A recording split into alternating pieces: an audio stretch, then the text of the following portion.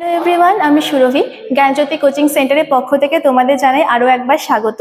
আজকে আমরা আলোচনা করব north Bengal university first semester geography minor বা ডিএসসি পেপার জিওমরফোলজি ওয়েদারিং এর একটি খুবই গুরুত্বপূর্ণ বিষয় নিয়ে। এর আগে ক্লাসে কিন্তু আমরা ওয়েদারিং এ দুটো শ্রেণীবিভাগ, সবগুলো শ্রেণীবিভাগ আর যান্ত্রিক আবহবিকারে উষ্ণতার পার্থক্যের ভিত্তিতে যে হলো যান্ত্রিক আবহবিকার আছে ওগুলো নিয়ে আলোচনা করেছি। তো আজকে আমরা আলোচনা করব যান্ত্রিক আবহবিকারেরই প্রকারভেদ, কিন্তু আলাদা আলাদা বিষয় নিয়ে, যেমন বৃষ্টিপাতের উপর ভিত্তি করে কি কি যান্ত্রিক আবহবিকার ঘটে থাকে, তারপর চাপের উপর, চাপ মোচনের উপর ভিত্তি করে কি কি আবহবিকার ঘটে থাকে, এগুলো নিয়ে কিন্তু আলোচনা করব। তো আজকে আমরা আলোচনা শুরু করছি, দেখে নাও। বিভিন্ন প্রকার যান্ত্রিক আবহবিকার। চাপ মোচনের ফলে যে যান্ত্রিক আবহবিকারগুলো সংঘটিত হয়ে থাকে, দেখো কি কি। ক্ষয়ীভবন, হিমবাহের গলন বা অন্য কোনো কারণে শিলার উপরে চাপ হ্রাস পেলে নিচের শিলা প্রসারিত হয়ে কি করে, ফাটলের সৃষ্টি করে।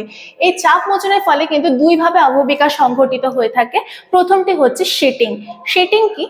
বিচূর্ণভূত শিলাস্তর ক্ষয়ীভবন দ্বারা অপসারিত হলে বা হিমবাহের অপসারণের কারণে শিলাস্তরের ওপরে বোঝা হ্রাস পেলে নিচের শিলা প্রসারিত হয় বলে শিলায় অসংখ্য সমান্তরাল ফাটলের সৃষ্টি হয়।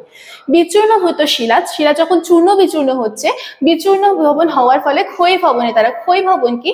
আবহবিকারের পরে যখন আবহবিকারগ্রস্ত পদার্থ অপসারিত হয়, অর্থাৎ আবহবিকার মানে আমরা কি জানি, চূর্ণ বিচূর্ণ হয়ে শিলা যখন নিজস্ব স্থানে পড়ে থাকে তখন তাকে আবহবিকার বলে। এই আবহবিকার যাতে পদার্থ যখন অপসারিত হয় অন্য জায়গায়, তখন কিন্তু তাকে ক্ষয়ীভবন বলা হয়। তো বিচূর্ণভূত শিলাস্তর ক্ষয়ীভবনের দ্বারা অপসারিত হলে বা হিমবাহের অপসারণের কারণে শিলাস্তরের উপরের বোঝা যখন হ্রাস পায়, তখন নিচের শিলা কি হয়, প্রসারিত হয়। এই প্রসারণ হওয়ার ফলে কি হয়, শিলা অসংখ্য সমান্তরাল ফাটলের সৃষ্টি হয়। আন্টার্কটিকায় এটি দেখা যায়। গিলবার্টের মতো গ্রানাইট শিলা, গিলবার্টের মতে গ্রানাইট শিলা এই প্রক্রিয়ায় পাতের ন্যায় বিচ্ছিন্ন হয়ে পড়ে। তারপরে কি আছে দেখো, চাঙর ভাঙা। চাঙর ভাঙা হবে এটা, ঠিক আছে। কোন স্থানে শিলাস্তরের ওপর ক্ষয়জাত শিলাস্তূপের অবক্ষেপ সঞ্চিত হলে বা নতুন হিমবাহ সৃষ্টি হলে প্রবল নিম্নমুখী চাপের সৃষ্টি হয়। তো কি বলেছে দেখো, কোন স্থানে শিলাস্তরের উপর ক্ষয়জাত শিলাস্তূপের অবক্ষেপ। কোন শিলাস্তর যখন ক্ষয় হচ্ছে, সেই ক্ষয় হওয়ার পরে যে শিলাস্তরগুলো পড়ে থাকছে, অবক্ষেপগুলো রয়েছে, সেই অবক্ষেপ যখন কোনো কিছুর উপর সঞ্চিত হয় বা নতুন হিমবাহ সৃষ্টি হলে, কোনো শিলার উপর যখন নতুন হিমবাহ সৃষ্টি হচ্ছে, তখন কি হয়, একটা নিম্নমুখী চাপের সৃষ্টি করছে ওই শিলার উপর। ফলে কি হচ্ছে, নিচের শিলা একটি কেন্দ্র থেকে বিভিন্ন দিকে ফেটে গিয়ে খণ্ড খণ্ড হয়ে পড়ছে। চুনা পাথর, বেলে পাথর জাতীয় শিলায় এই প্রকার আবহবিকার কিন্তু লক্ষ্য করা যায়। এই প্রক্রিয়াকে বলা হয় স্পেলিং বা চাঙর ভাঙন, ঠিক আছে। তারপরে আছে কেলাস গঠন। কেলাস গঠনের মাধ্যমে কিভাবে আবহবিকার বা যান্ত্রিক আবহবিকার সংঘটিত হয়ে থাকে, এখানে কিন্তু আলোচনা করা হচ্ছে। এটি হচ্ছে ক্রিস্টাল প্রসেসও বলা হয়ে থাকে। জল বরফে পরিণত হওয়া এবং লবণে দানাবদ্ধ হওয়ার প্রক্রিয়াকে কিন্তু কেলাসন প্রক্রিয়া বলা হয়ে থাকে। অর্থাৎ জল যে প্রক্রিয়া বরফে পরিণত হচ্ছে, আর লবণ দানাবদ্ধ যে প্রক্রিয়া হচ্ছে, সেই প্রক্রিয়াগুলোকে কিন্তু কেলাসন প্রক্রিয়া বলা হয়, যা উচ্চ পার্বত্য অঞ্চলে বা উচ্চ অক্ষাংশে লক্ষ্য করা যায়। কেলাস গঠনের সময় সাধারণত পদার্থের আয়তন কি হয়, বৃদ্ধি পায়। ফলে যে আয়তন বৃদ্ধি পাওয়ার ফলে কিন্তু চাপের সৃষ্টি হয় এবং শিলায় আবহবিকার হয়ে থাকে। তো কেলাস গঠনের প্রক্রিয়ায় কিন্তু দুই ভাবে আবহবিকার হয়ে থাকে। প্রথমটা হচ্ছে তুষারের কেলাস আবহবিকার, আর দ্বিতীয়টি হচ্ছে লবণের কেলাসের দ্বারা আবহবিকার। তো তুষারের আবহবিকার দেখো কি আছে। তুষার গলা জল শিলার ফাটলের মধ্যে প্রবেশ করে। তুষার যখন গলে যায় তখন তা কি করে, শিলার মধ্যে যে ফাটলগুলো রয়েছে সেই ফাটলের মধ্যে সেই জল প্রবেশ করে। উচ্চ তাপমাত্রা হিমাঙ্কের নিচে নেমে গেলে ওই জল পুনরায় বরফে পরিণত হয়। যখন রাত্রেবেলা কি হয়, যখন তাপটা ফিরে যায়, তাপটা কমে যায়, সে সময় কি হয়, তাপমাত্রা যখন হিমাঙ্কের নিচে, হিমাঙ্ক বলতে যেই উষ্ণতায় জল বরফে পরিণত হয়, সেই উষ্ণতাকে কিন্তু হিমাঙ্ক বলা হয়ে থাকে। তো যখন তাপমাত্রা হিমাঙ্কের নিচে চলে যায়, জল কিন্তু পুনরায় বরফে পরিণত হয়। অর্থাৎ যে শিলা বা শিলার ফাটলের মধ্যে যে জলগুলো সঞ্চিত হচ্ছে দিনের বেলা, পরে রাত্রেবেলা গিয়ে কি হচ্ছে, ওটা হিমাঙ্কের নিচে যাওয়ার ফলে বরফে পরিণত হচ্ছে। বরফে পরিণত হওয়ার পরে কি হয়, জল আয়তনে বৃদ্ধি পায়। তো আয়তনে বৃদ্ধি পেয়ে প্রায় 9 থেকে 10% কিন্তু আয়তনে বৃদ্ধি পায়। ফলে কি হয়, শিলার দুপাশের দেওয়ালে প্রচন্ড চাপের সৃষ্টি করে, এতে শিলাস্তর ফেটে যায়। বরফে পরিণত হওয়ার পর শিলার দুপাশের দেওয়ালে যে প্রচন্ড চাপের সৃষ্টি করছে, তখন কি হয়, শিলার দুপাশের দেওয়াল আস্তে আস্তে ফাটতে শুরু করে। ফলে কি হয়, এতে শিলাস্তর ফেটে গিয়ে ছোট ছোট প্রস্তরখণ্ডে পরিণত হয়। এরূপ তীক্ষ্ণ শিলাখণ্ডকে স্ক্রিপ বা ট্যালাস বলা হয়ে থাকে। এই স্ক্রিপ বা ট্যালাস দ্বারা পর্বত গাত্র আবৃত থাকলে তখন তাকে বলা হয় ফেলসেনমান বা ব্লক স্পেন্ড ব্লক স্পেড হবে এটা, ঠিক আছে, যা দীর্ঘকাল ধরে চূর্ণ বিচূর্ণ হয়ে ক্ষুদ্র ক্ষুদ্র বালুকণায় পরিণত হয় এবং বালুকা জাতীয় মৃত্তিকার সৃষ্টি করে। এই হচ্ছে ফেলসেনমান, যখন চূর্ণ বিচূর্ণ হয়, দীর্ঘকাল ধরে চূর্ণ বিচূর্ণ হওয়ার পরে কি করে, বালুকণায় পরিণত করে এবং বালুকা জাতীয় মৃত্তিকার সৃষ্টি করে। রকি, আন্দিজ, হিমালয় ইত্যাদি নবীন ভূমির পার্বত্য অঞ্চলে এই প্রক্রিয়ায় কিন্তু মৃত্তিকা সৃষ্টি হয়ে থাকে। এর ফলে পাহাড়ের বিভিন্ন ঢালে বিভিন্ন প্রকার মৃত্তিকার সৃষ্টি হয়, যা মৃত্তিকার কেটনা বলা হয়ে থাকে। লবণে কেলাস দ্বারা আবহবিকার, এর আগে আমরা বললাম যে তুষারের কেলাস দ্বারা আবহবিকার কিভাবে ঘটে থাকে, এখন আমরা জানবো লবণে কেলাস দ্বারা আবহবিকার।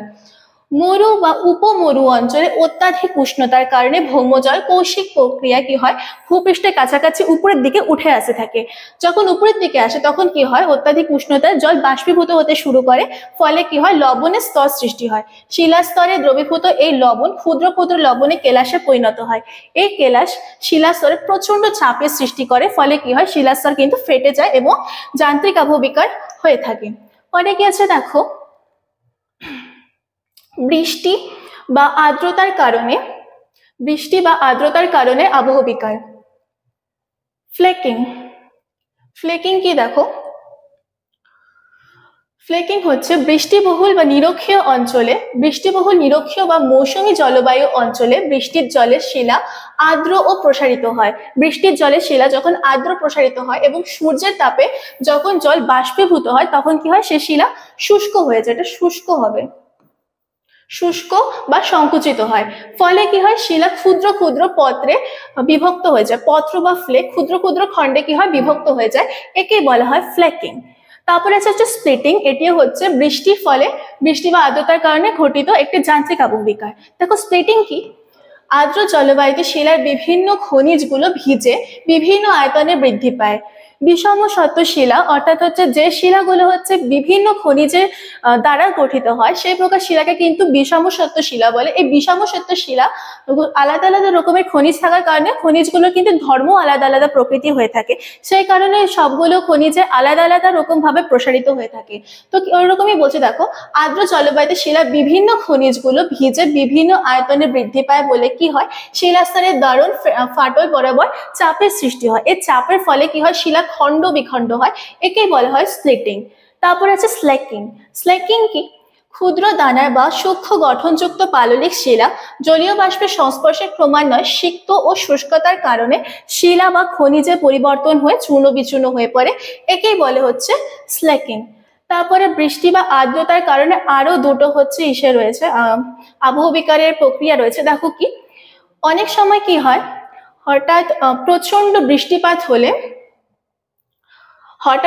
বৃষ্টিপাত হলে উত্তপ্ত শিলাস্তর দ্রুত শীতল এবং সংকুচিত হয়ে ফেটে যায় এবং বালুকা রাশিতে পরিণত হয়। তারপরে কি আছে, জলস্রোতের ফলে সৃষ্ট বুদবুদের বায়ুর শিলাগাত্রে প্রচন্ড জোরে আঘাত করলে আবহবিকার হয়। জলস্রোতে আমরা বাবল বা হচ্ছে বুদবুদ দেখতে পারি, এর মধ্যে কিন্তু বায়ু থাকে। এই বায়ু যখন শিলার গাত্রে হচ্ছে আঘাত করে, তখন কি হয়, শিলাগুলি ফেটে যায় বা আবহবিকারের সৃষ্টি হয়। তো আজকে আমাদের আলোচনা এটুকুই ছিল। সবার কাছে তোমাদেরকে একটি আমি ছোট ইনফরমেশন দিয়ে দিচ্ছি। দেখো সবার শেষে একটি ছোট্ট ইনফরমেশন দিয়ে রাখছি। দেখো তোমরা যারা যারা ভাবছো আমাদের সাথে যুক্ত হবে, তারা স্ক্রিনে দেওয়া এই দুটো নাম্বারের সাথে কন্ট্যাক্ট করে কিন্তু আমাদের সাথে যুক্ত হয়ে যেতে পারো। এছাড়াও আমাদের নিজস্ব একটি অ্যাপ লঞ্চ হয়েছে, প্রিস্টিকল এডুকেশন। এই ওয়েবসাইটে ভিজিট করে কিন্তু তোমরা এই অ্যাপে সরাসরি যুক্ত হতে পারবে। তো আর তাছাড়া আমাদের হচ্ছে যে সুযোগ সুবিধাগুলো আছে দেখে নাও, live classes, recorded classes, 100% common suggestions, high quality notes. আর তাছাড়া দেখো মেজর যে স্টুডেন্টস আছে, মেজর যে সেমিস্টারগুলো রয়েছে, তার জন্য হচ্ছে ফিস রয়েছে 1199 করে এবং মাইনর ফিস রয়েছে হচ্ছে 699 করে। যারা যারা আমাদের সাথে যুক্ত হতে চাচ্ছ, দেরি না করে ঝটপট যুক্ত হয়ে যাও। আজকের জন্য এটুকুই, দেখা হচ্ছে পরের ক্লাসে।